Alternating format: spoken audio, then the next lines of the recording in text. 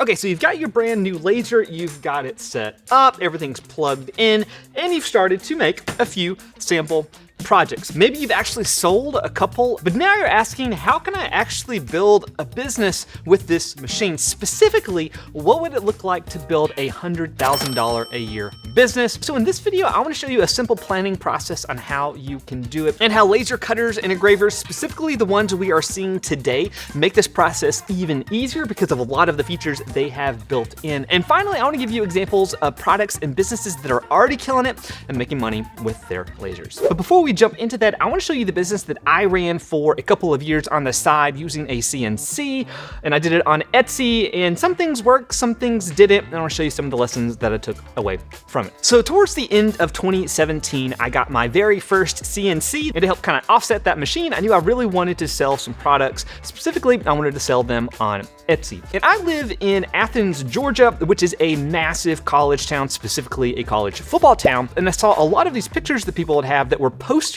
of college football stadiums. And I kind of put two and two together and like, what if I actually carved those stadium designs out of wood? I could sell those specifically locally. So I opened up my Etsy shop called Column & Co. I'm on the back end of it right now, and this is actually on vacation mode. We'll get into why I put this into vacation here in a second. But you can see it started out with just a few designs. And if you want to know how I actually carved these out on my CNC, I actually did a video on that. But overall, these were really fun to do. And again, this was something that I was doing on the side, just kind of playing around with Etsy. So the first year of actually selling stuff was like halfway through 2018, and I did 73 orders with a revenue about $2,700. And then I kind of grew it from there, where in 2019, basically the store was open the whole year. But if you guys sell things online, you know, basically the majority of your sales, at least for me, came during the holiday season. So I had 98 orders that year and made about $4,500, with the vast majority of that coming in November and December. So again, I kept it open another year. Again, this is all on the side. So in 2020, this one kind of stayed a little bit more consistent. I only had 70 orders that year with revenue of $3,400. And then in 2021, and kind of at the end of that holiday season, I basically pretty much closed the store down. I kind of had it open to friends to order if they wanted some stuff, so I didn't make a ton of orders or revenue that year. So grand total, how much did I make off of this store? I made close to $12,000, so $11,700 on 254 orders, and kind of see how it has gone down, where I completely closed it in 2022. Now, obviously that isn't $100,000. And if I was going to reopen the store and kind of do this over again, there were several things I totally would change. First is just the fact that this is highly seasonal when you're selling things online. So just on the inventory side, the shipping side, there was a lot of stuff I didn't realize was going to hit basically like Black Friday up until the week before Christmas. Also with this, I basically didn't market it at all. I think when I made like the very first sign that I did, I posted it on my personal Facebook. I had a couple orders there that I directed people into Etsy. Then everything else was pretty much organic search inside of Etsy. So if I was taking this way more seriously, I could have done a lot more marketing efforts. We'll get into some of those ideas here in a minute. And then one thing that is more personal to me, but hopefully not to you, especially if you're wanting to sell, I just really didn't like running a store, as in like I did not really like doing shipping, and at the same time I was also doing these videos on YouTube, and I liked doing this a good bit more. But really the biggest thing that I learned, I never really factored in what the profit was on what I was making. I knew basically from the hard material costs that I wasn't losing money, but I never really factored in my time, the machine time, to really be able to make this worth my time. And I wish that was something I had done from the get-go. So with that being said, I want to give you a planning process that I would use if I was to do this over again, taking in some of those lessons. And the biggest thing about this process is going to be, we are going to start with a budget. And the goal of that budget is to get us to $100,000 a year in profit. And if you guys want to check out this budget yourself, grab a copy of it and play around with the numbers, you are more than welcome to. There is a link down below. Now, one huge caveat as we are getting into this, think of this budget as more directional versus like actual prescriptive, like this is going to be your exact numbers. Going kind of from left to right, we're going to talk through our inputs here, and then we're going to go through our total cost. Then we are going to go through our profit margins, and then at the end, we're going to have our goal. And my goal right now is $8,300 $8,333. I'm just doing this per month just to make the numbers smaller, so it's a little bit easier to look at. And the big thing with this, other than that big overall monthly profit goal number, we can kind of get at it two different ways. First is by having an ideal price that you want to sell something for, and the second is by profit margin. So that is why there's kind of two different sections. So you got this like tealish blue, that's everything by price, so that's going to be this over here, and then this orange section, which is your profit margin, which is this, and then you're going to have some final results here at the very end. Other than that, one thing I did with this is I basically just took out sales tax. The way I would just think about that is that's basically just a straight pass through. So whatever the sales tax was would be in addition to whatever my price was, and then that would just go straight back to taxes. So instead of just like adding in the 7.5% to the actual sales price, I just kind of took it out and left it at zero. Just know that's going to be something that you could add if you want. And then one thing you do want to make sure to take into account is your transaction fee. If you're doing it on Etsy, that's going to be around like 6.5%, but maybe you are selling on Shopify, or maybe you are selling locally. Whatever Shopify takes, or whatever your credit card fees, all that kind of stuff, you want to make sure and factor that in. So let's jump into the costs. So we basically have 4 different costs. You got your material cost, your labor costs. That's the big thing I forgot to include when I was doing my Cullum & Co. sign business, your packaging cost, and then your Etsy cost / your transaction fees, however you guys want to do it. And for this, I'm kind of using a sample product that I see a lot on Etsy, specifically with lasers. It's these laser maps. Specifically, I thought this was a really cool one. But what I liked about this from the jump is just it looks cool.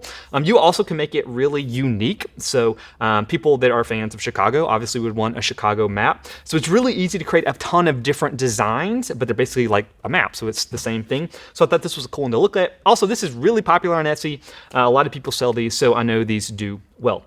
And also they're at a higher price point, which they kind of hide because of the sizing, but you can see it kind of starts at $194 at an 8x10, which is actually pretty small. So basically this budget is kind of showing what you would have to do to create $100,000 a year in profit, making something like this. So we're gonna have our 24 by 24 inch birch plywood. We're gonna use a couple sheets because it's different layers with the way the laser works.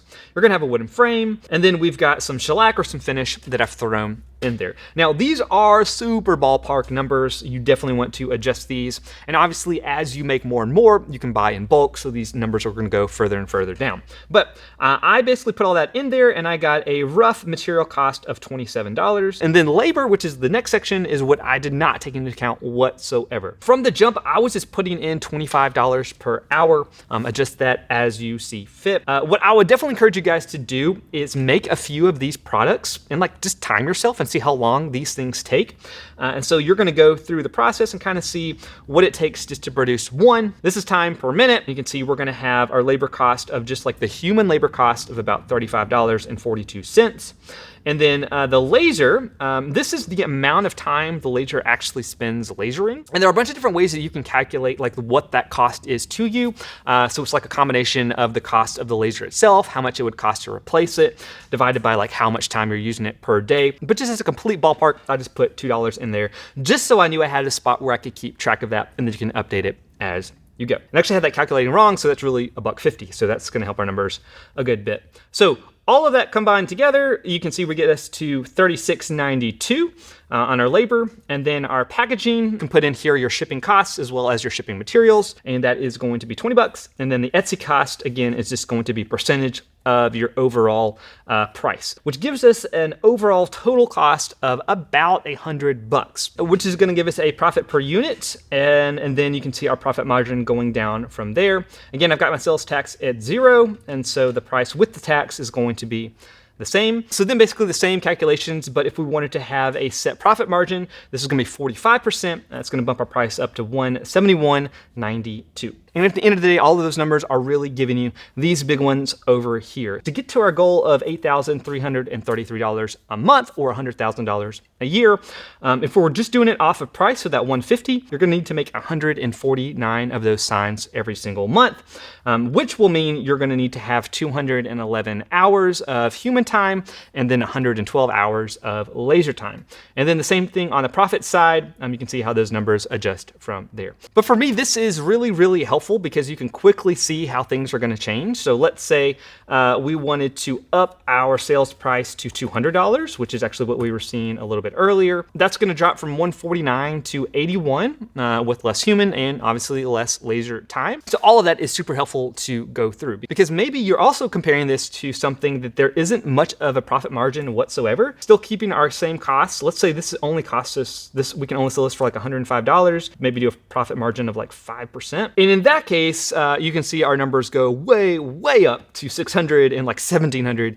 in terms of the profit margin. So if your goal is to get that, then just selling this may not be the best way to go. But this also doesn't take into account that you're probably going to have a product mix where you're selling multiple different types of things. And when all of those kind of get bundled together, you're getting close to your overall number. But this hopefully gives you kind of a starting point and some of the things to start thinking about. Now from that, hopefully you get kind of an idea of some of the things that you can make. Let's talk about this machine and how it can help you make those products. Specifically, this is the We Create Vision, and this video is sponsored by We Create. But a lot of these benefits we're about to talk about, you can kind of apply to a ton of different types of machines. And it has several features in here that's going to make this a lot easier to turn this into a production machine. Their software, We Create Make It, does a very nice job. Still has a lot of features that some of the high-end software tools have, but they don't make it so overcomplicated that you can't get into it. And then one thing that's been a big drawback from machines like this in the past is even when they offer their custom software, they don't give you the ability to use Lighper, which is still my favorite piece of software.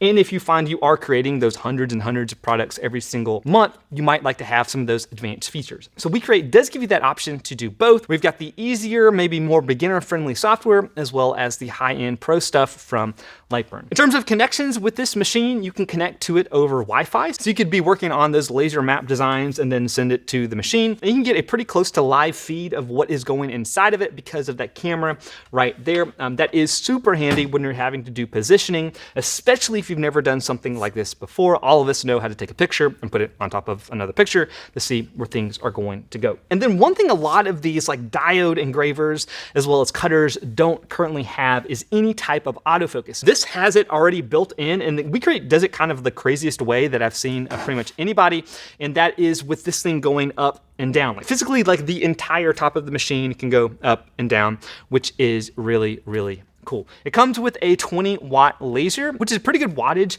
in terms of still getting really fine engraving details. Usually the lower wattage you have, the better engraving details you're gonna get, but still being high enough to be able to cut through material. Specifically with these maps that we're looking at, more than likely that's gonna be like an 1/8" plywood, and this is going to be totally fine going that route. And then probably the biggest thing you want to take into account when you're running any type of laser business is safety, because these are lasers and they're making fire and all that can go up really quick. Out of the box, this comes with air assist as well as a bunch of different safety features, with the biggest one being that this is fully enclosed, and anytime you have this lid open, it will cut the power to the machine and it will not keep on cutting. But all this theoretical stuff is great. I still want to give you some actual examples of stores that I've seen, as well as products that work really well, as well as one tool that I've used in the past, specifically on Etsy, to help you find potential things to sell. The biggest one, this is going to be from April Wilkerson. If you guys are in the woodworking community on YouTube, you probably have seen her stuff all over the place. But basically, she's been running her own little laser store on the side and then documenting her process on YouTube. But if you just want to see her store, it's just April Wilkerson store. And one big thing that we always come back to when you're trying to sell anything, you want to find some type of niche you can get into and sell to. In her case, it is going to be golfers. And I also really like the fact that you can customize it to specific golf courses, as well as names and holes in ones and all that kind of stuff. You can see all the different things that she offers. And then if you just look for like a laser engraved or laser cut on Etsy, you're going to get a lot of really cool ideas, especially once you get past some of the sponsored stuff. So let's say we are looking at this map right here, but if you go to the actual store, so the Barbarian Axe, that's a great name, you can see they are doing well. So they're doing like over 2,600 sales total, but you can kind of get an idea of what's working. One tool I've used in the past is called Marmalade. And this is going to be specific to Etsy, but you're going to be able to see keywords as well as some products